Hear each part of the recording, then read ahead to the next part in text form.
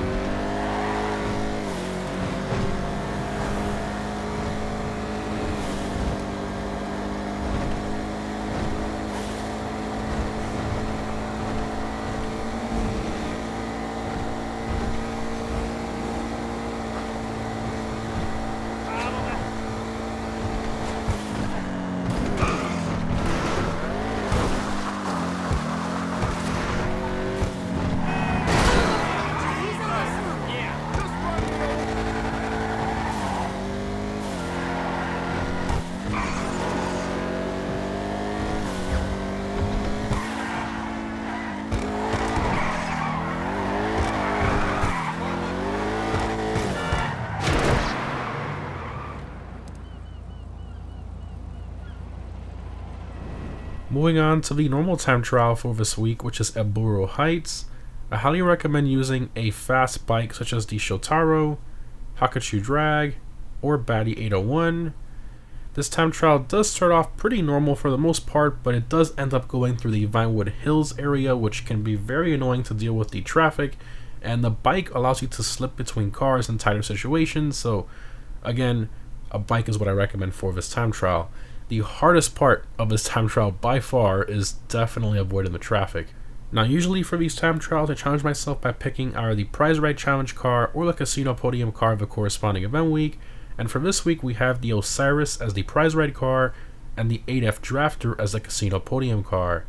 So I ended up choosing the Osiris for this one.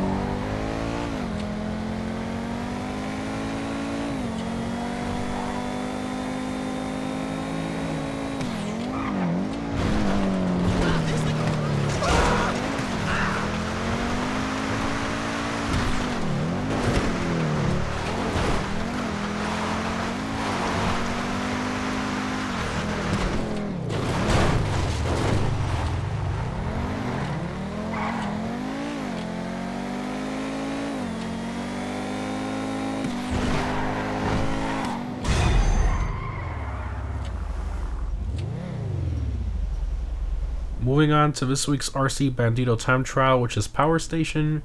As always, you need to own an RC Bandito in order to participate in these. As usual, these RC time trials are always tricky and require a lot of precise steering and throttle inputs. This one in particular does have some tighter areas that I highly recommend going slower during those sections. In general, the easiest way to drive a Bandito is to kind of treat it like a rocket-powered car, only accelerate when you're going in the direction you want to go, and then let off the throttle when you're taking your turns, and you'll see it's a lot easier to drive it.